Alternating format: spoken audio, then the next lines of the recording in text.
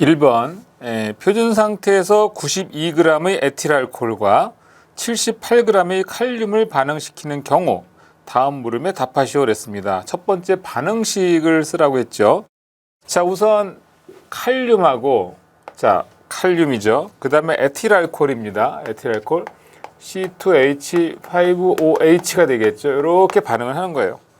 이렇게 반응을 하게 되면 이제 칼륨 에틸레이트하고 수소가스가 만들어지게 되거든요. C2H5O 칼륨, 그 다음에 수소가스가 만들어지게 됩니다.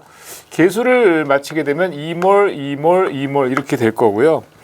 여기서 이제 문제는 뭐냐면 표준 상태라고 했죠. 표준 상태. 표준 상태라고 하면 이제 0도씨 1기압 상태를 말하는 건데, 이때 발생하는 기체, 발생하는 수소 기체의 부피가 몇 리터인지 계산하라고 했어요. 그러면 먼저 우선 주어진 값 92g 에틸알코올, 이걸 제일 먼저 할 일은 뭐라 그랬어요? 늘 제가 말씀을 드리지만 먼저 몰수로 변환을 해야 됩니다.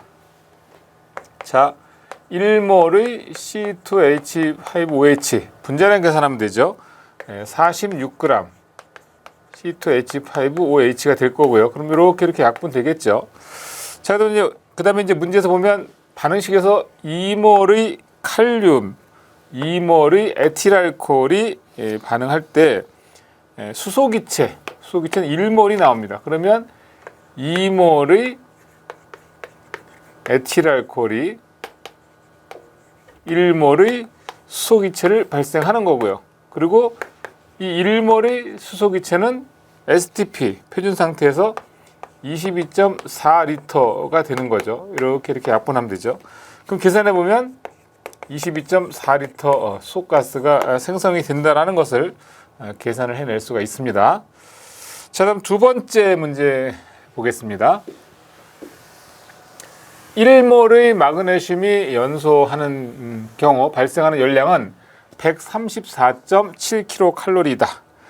자, 이때 4몰의 마그네슘에 대한 연소 반응식을 구하고 또 4몰의 마그네슘이 연소할 때 발생하는 열량을 구하라고 했어요. 그러면 먼저 연소 반응식부터 우리가 할 줄 알아야 되죠. 자, 마그네슘이 연소한다는 얘기는 공기 중에 산소와 결합하는 것이고, 자, 제가 예전에 설명을 했었죠. 마그네슘은 2조 원소니까 플러스 2가고 산소는 마이너스 2가가 됩니다. 그러면 각각의 절대값을 상대방 아래천자에 써주게 되면 Mg2O2가 되는 거고, 약분하면 결국은 뭐가 나오는 거예요? 마그네슘이 산소와 결합하면 이와 같이 산화마그네슘이 형성이 된다, 이런 얘기입니다. 이렇게 돼서 결국은 마그네슘이 연소하게 되면 산화마그네슘 MgO라고 하는 생성물이 만들어지는 것이고, 양쪽의 계수를 맞춰야죠. 마그네슘은 1개고 산소가 여기 2개인데 여기 하나 있으니까 어떻게 됩니까? 2분의 1 하게 되면 양쪽의 계수가 맞는 거죠. 그러면 전체를 일단 2를 곱하게 되면 2mg 플러스 O2 2mgO가 되는 거예요. 그런데 문제에서 지금 뭐라 했어요? 4몰의 마그네슘에 대한 연소 반응식 구하라고 했으니까 여기다 또 2를 곱하면 되죠. 4mg 플러스 2O2 그리고 4mgO 이렇게 하게 되면 바로 4몰에 대한 연소 반응식이 될 거고요. 그 다음에 이제 4몰의 마그네슘이 연소할 때 발생하는 열량을 구하라고 했는데, 문제에서 1몰의 마그네슘이 연소할 때 발생하는 열량이 134.7kcal라고 했어요. 그러면 4몰일 땐 당연히 여기다 곱하기 4를 하면 되죠. 그래서 계산해 보면 538.8kcal라고 하는 열량을 계산해 낼 수가 있는 겁니다. 자, 다음 문제 보겠습니다. 3번. 다음 주어진 물질의 구조식을 그리시오 그랬습니다. 지금 보시면 TNP가 있고요. TNT가 있는데 이건 이제 트리니트로 페놀이고, TNT는 트리니트로 톨루엔을 의미하는 거죠. 그럼 기본은 이와 같이 이제 벤젠 핵에서 수소 대신에 하나는 히드록시기가 왔고요. 다른 하나는 246번에 니트로기가 이렇게 온 거예요. 자, 이렇게 온 겁니다. 간혹 가다가 이거 표기하는 거를 이렇게 하는 경우도 있는데 괜찮아요. 이렇게 하든 관계 없습니다. 그리고 이게 이제 트리니트로 페놀이 되겠고요. 트리니트로톨루엔 하면 요 OH가 뭐가 되는 거냐면 CH3로 바뀌겠죠.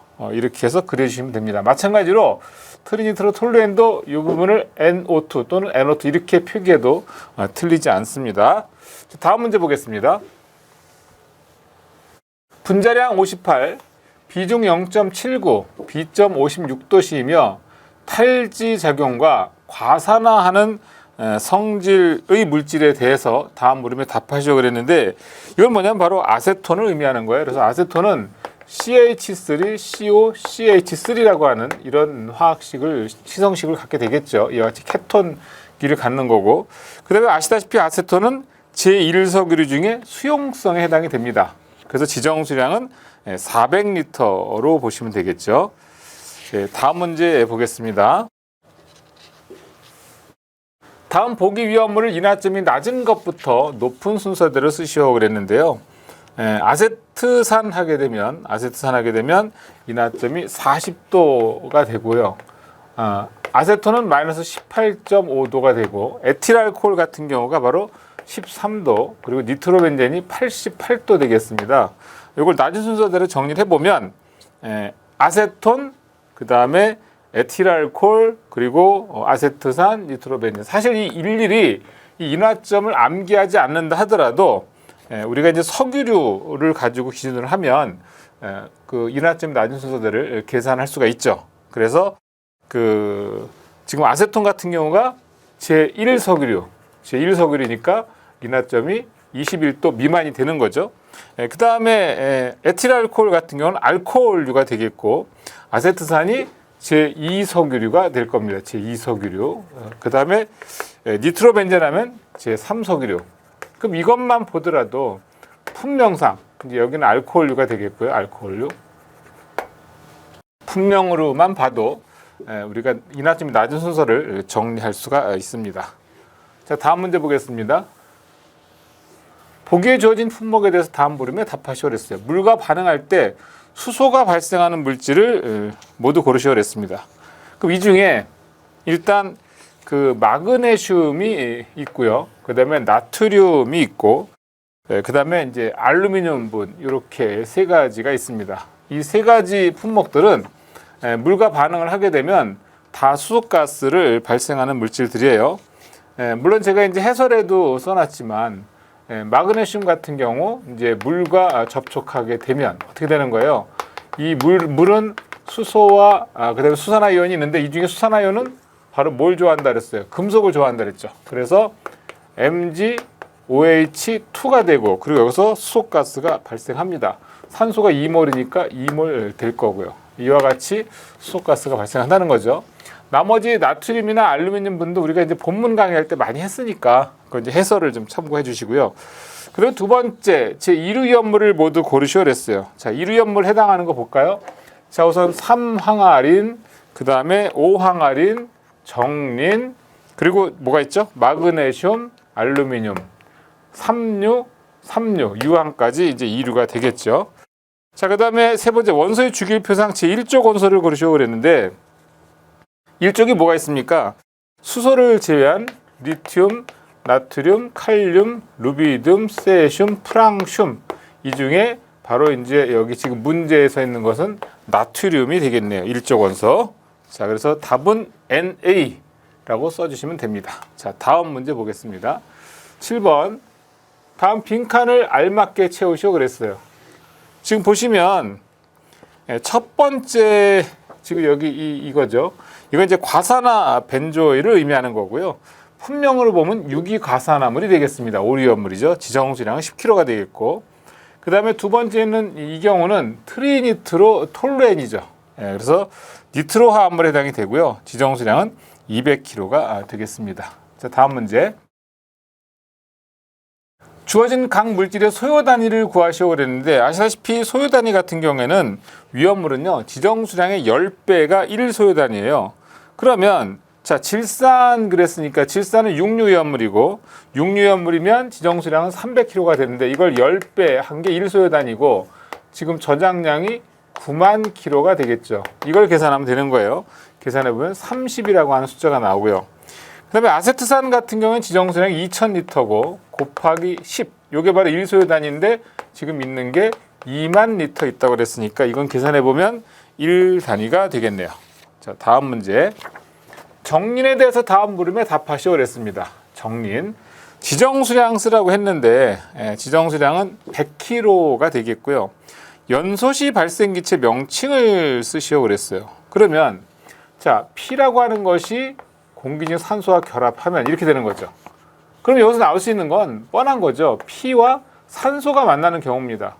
산소는 마이너스 2가, 전자 2개 가져오려고 하고, 그 다음에 인의 경우에는 마이너스 3가나 플러스 5가인데 산소보다는 힘이 약하니까 결국은 전자를 5개 뺏기게 되는 거죠. 그렇게 해서 각각의 절대값 쓰면 P2O5라고 하는 오산화인이 만들어지는 거죠.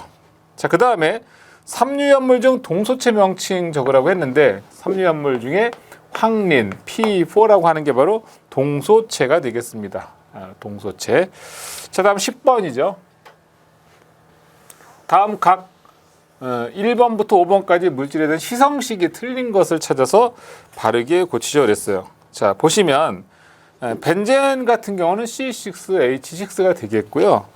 톨루엔 하게 되면 이거는 이제 요게 틀렸어요. 뭐냐면 톨루엔은 이와 같이 벤젠 핵에서 수소 대신에 메칠기가 치환된 경우거든요. 그러면 결국은 탄소 6개, 수소가 하나, 둘, 셋, 넷, 5개가 되죠. 수소 5개, 그리고 CH3 이렇게 해야 되죠. 근데 C6H2 그랬으니까 이거 틀린 거가 되겠고요. 그러면 이제 아세트알데히드 CH3CHO 맞게 되겠고요. 트리니트로톨루엔도 역시 맞죠. 트리니트로톨루엔 TNT가 되겠습니다. 이와 같은 구조식을 갖고 있는 거죠. 여기 이제 NO2 246번에 NO2가 있는 거고, 마지막으로 아닐린 같은 경우 아닐린은 벤젠에서 수소 대신에 이와 같이 NH2가 치환된 경우예요. 그래서 이제 C6H5하고 NH2 아미드기 이렇게 들어와야 되는 겁니다. 자, 다음 문제 보겠습니다. 보기에서 주어진 위험물에 대해서 묻는 말에 알맞게 답하시오 그랬습니다. 물과 반응할 때 메탄을 발생하는 물질을 적으시오 그랬는데 이 중에 이제 탄화 알루미늄이 메탄 가스를 발생을 합니다. 자, Al4C3가 되겠고요. 자, 물과 접촉합니다. 자, 그러면 이 중에 물 중에 있는 수산기는 알루미늄하고 반응을 해서 AlOH3라고 하는 수산화 알루미늄이 만들어지고 그 다음에 이제 메탄가스가 발생하는 경우에요. 자, 보시면 Al이 4개 있으니까 여기도 4배가 돼야 되고요. 탄소 3개 있으니까 여기 3배 돼야 되는 거고 4, 3, 12 산소 12개니까 12, 12몰이 되겠죠. 이렇게 해서 탄화 알루미늄이 바로 이제 그 메탄가스를 발생하는 경우가 되겠습니다. 지금 보시면 탄화칼슘 같은 경우는 CaC2인데 이 경우는 아세틸렌 가스를 발생하고요. 이나칼슘이나 이나연은 포스핀 가스를 발생한다고 보시면 되겠습니다. 자, 반응식까지 다 썼으니까 두 번째 물과의 반응식을 적으시오 그랬는데 이렇게 적으시면 되죠. 자, 다음 문제 보겠습니다. 위험물 안전관리 법령상 다음 위험물과 같이 적재하여 운반하여도 되는 위험물의 유별을 모두 적으시오. 그러면 이건 이제 혼재 기준표를 보셔야 되죠. 제가 여러 번 했었는데 1, 2, 3, 4, 5, 6 하시고 1, 2, 3, 4, 5, 6 이렇게 적으신 다음에 자, 그 다음에 이제 할 일은 뭐죠? 4, 2, 3, 5, 5, 2, 4, 6 하나 혼재 가능. 요 말 기억나세요? 제가 본문 강의 때도 설명을 드렸었거든요.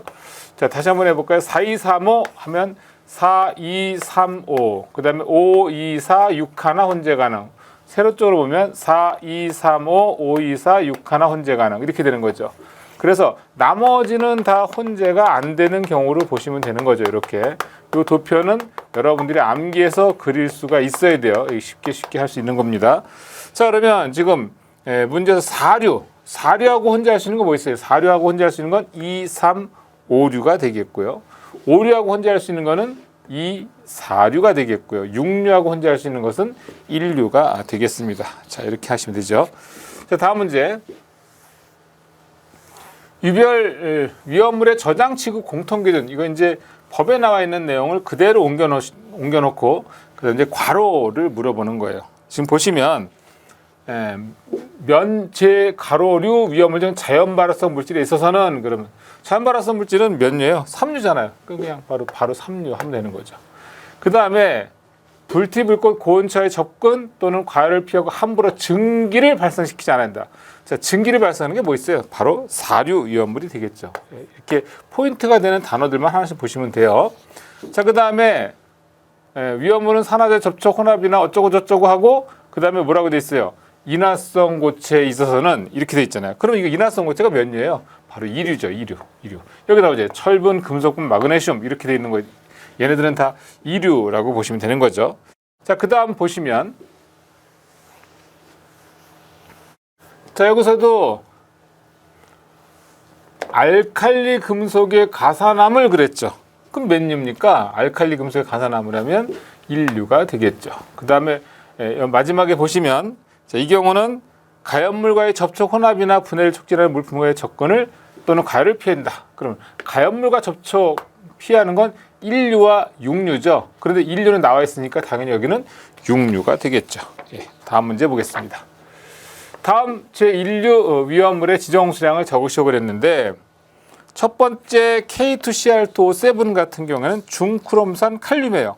그러면 1000kg가 되겠고 자, 이 경우는 질산 칼륨이죠. 300kg, 과망간산 칼륨 1000kg, 과산화트륨 50kg, 염수산 칼륨 50kg. 이 정도는 여러분들이 할 수 있어야 돼요. 자, 다음 문제. 그림에서 보여주는 원통형 탱크 내용적 구하는 공식. 자, 이 최적 구할 때 파이 R 제곱하시고 그 다음에 L 플러스 3분의 L1 플러스 L2를 구한다는 거. 그 다음에 이와 같이 세워진 경우가 있죠. 이 원통형. 자, V 파이 R 제곱 L로 구한다는 거. 이 정도는 뭐 상식으로 알아두셔야 되죠. 자, 다음 문제. 벤젠의 위험도를 구하시오 그랬습니다. 벤젠 같은 경우 연소 범위가 주어졌습니다. 그럼 위험도 어떻게 구하는 겁니까? 위험도는 하한값 분의 상한값 마이너스 하한값 이렇게 계산하면 되죠. 그래서 계산해 보니까 4.07이라는 값이 나오게 됩니다. 자, 다음 17번 문제.